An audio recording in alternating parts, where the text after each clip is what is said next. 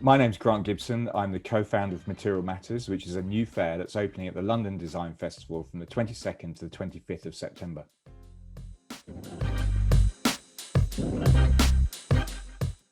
I mean, the whole world's lived through an extraordinary time in the last couple of years. And we came up with the idea during the lockdown, or one of the lockdowns last year. We wanted to do a fair. And then it's a question, if we were going to do a fair, then it really had to have some kind of sense of purpose. We didn't just want to bring a load of stuff into a room. And it did feel like the world was going to be different when we came out of the situation that we were in, and we were going to think about how we did business in a different way. And so we were keen for the fair to have a theme and an idea behind it. I'd done this podcast for the last 3.5 years called Material Matters, where I meet a designer, architect, artist, maker, and talk to them about a material technique with which they're intrinsically linked and discover how it changed their lives and careers. And it'd gone very well. So it seemed to make sense to do something around material intelligence, circular economy, and how we help to change the world a little bit fundamentally. Fundamentally a startup. It's William and I. We've worked with a designer, Stephen Coates, and James Hunter, who's come up with our website. We're working with Kirstine Martin, who was our production director. But then it's fundamentally about William, myself, the venue, Coin Street Community Builders, the Barge House, which is an old sausage factory, I believe, which is one of the few buildings that's left in the middle of London which hasn't been turned into luxury flats. I mean, it's an extraordinary, raw, unadorned space, which lends itself brilliantly to a show like this. And then it's our exhibitors, and we've got some great people who will be showing during the show in September.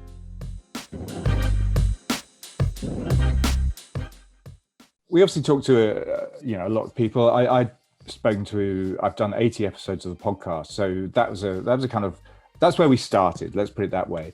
We were after people who were trying to do something slightly different. I mean, we have various themes running through the show, waste and what we do with our waste being one of them. So there are lots of designers and makers looking at recycled plastic or what to do with used orange peel. There's somebody 3D printing sugar. There's somebody else 3D printing sand. So we're interested in people who are using materials intelligently. I think the conversation, what we're trying to do is, I think educate is probably too strong a word. I mean, there is a didactic element to this. We are trying to show people how things are. I think if you understand materials, then you understand how things are made. If you understand how things are made, then you might be slightly more reluctant to throw them away after a single use. I think that's really what we're trying to get across in this show, and the responsibility that designers and architects have to our linear economy and to try and make it more circular. I guess that's what we're trying to do.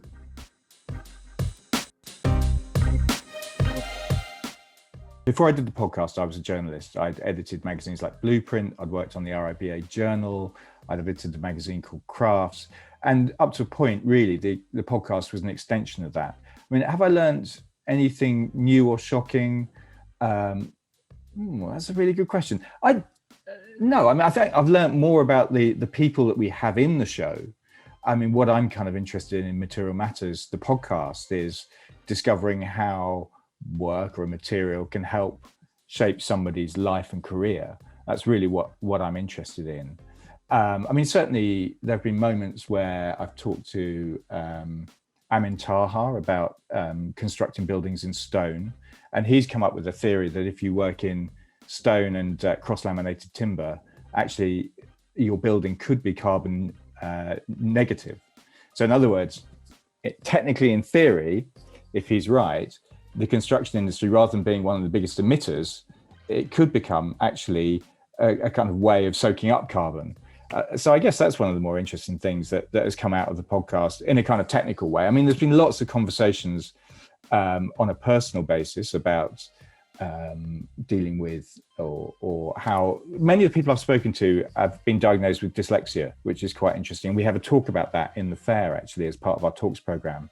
And I think what's been really fascinating is learning about how dyslexia can be seen as a kind of creative superpower, if you like, and how these people got through the system an education system that isn't set up for people with dyslexia often, and became successful in their own right, and how they see the world in a slightly different way, which I think is really intriguing. So that notion of neurodiversity, I think, is really fascinating.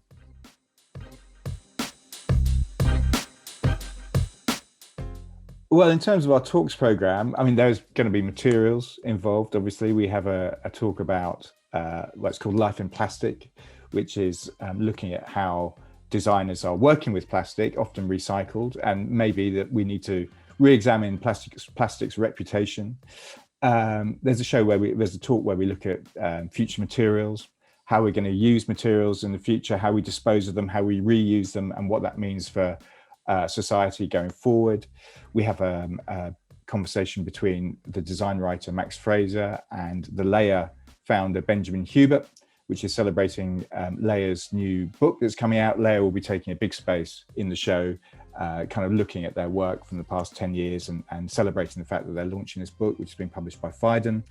I'm going to be doing a live version of the podcast with Michael Marrett. We're getting together with a group called the Negroni Talks, which is a kind of robust and irreverent set of architecture talks that happens in the East End of London, where they're going to come and do a couple of panels with us. One asking why architects are obsessed by designing furniture, which will include Nigel Coates and Adam Nathaniel Furman and Naomi Cleaver, and another looking at the relationship between craft and architecture, which will have people like Bill Amberg and Matt Barnes, Corinne Julius, and Shuru Mushari in it. So yeah, a kind of eclectic program. We will also be talking about dyslexia and design, looking at neurodiversity there. So fundamentally, there's lots about materials, but there's also lots of other stuff going on as well. So I thought it was important that we have a mix of programming to bring the widest range of possible people we could get in.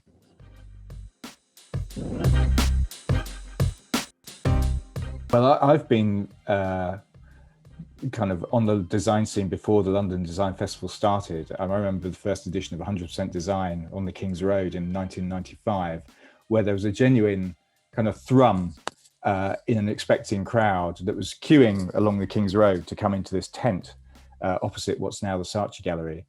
The Design Festival started in 2003. I think this is its 20th year.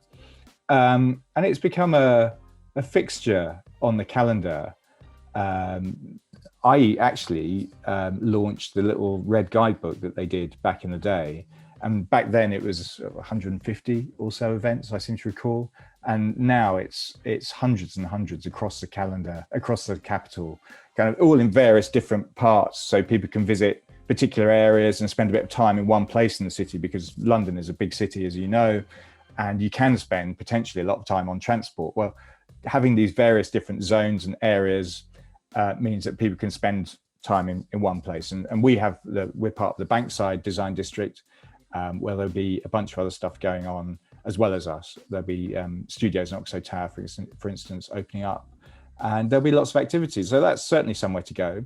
I mean, it's been fascinating watching the development of the festival. It's had a difficult couple of years, as have we all, but watching its kind of ascent and growth, and being part of a platform for London to talk about design has been vital, I think, in terms of talking about British design across the world. So yeah, it's been fascinating to watch it develop.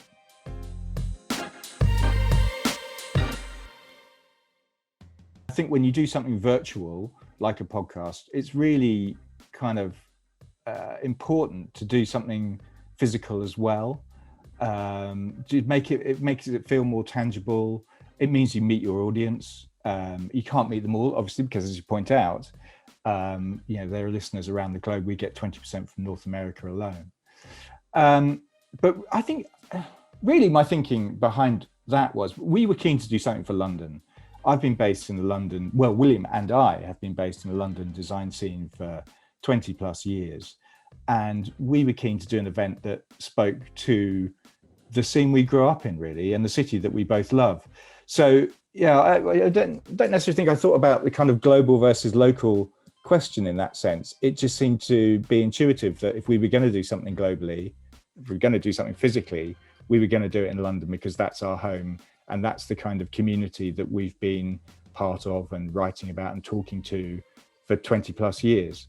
So that was our thinking. And it may be in the future, incidentally, that the idea that of having a physical version of the podcast pops up in lots and lots of other places. We're definitely not, not thinking that we couldn't do that.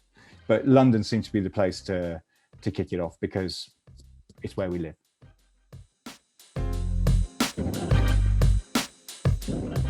The short answer is obviously not.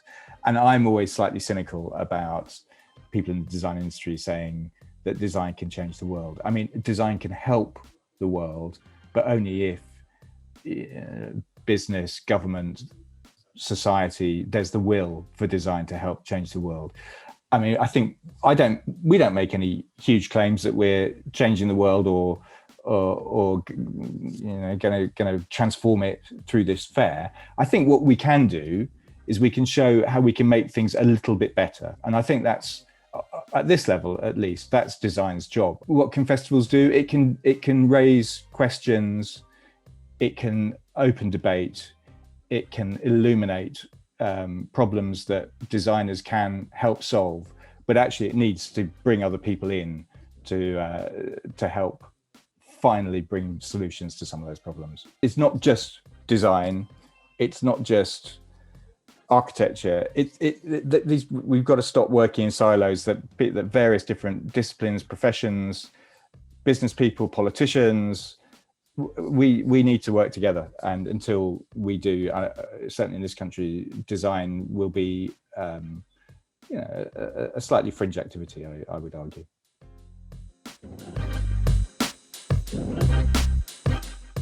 What we're hoping is that the first edition goes very well. I mean, we're delighted with the exhibitors that we have.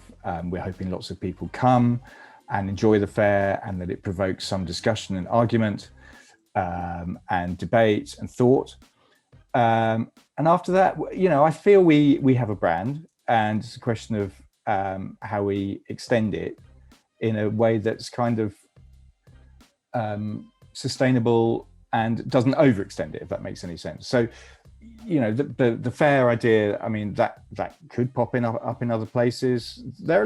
We've got lots of ideas. I've got another idea for a different type of podcast, design-based podcast that I'd love to do. And William and I are, once we've got over this particular show, we've got a bunch of things we'd like to do, but I'm keeping stum for the moment. And we bring people together and we create a sense of community, and we show them things that maybe they haven't seen, and we give them thoughts when they walk away about how we can make the world a slightly better place. That's our key.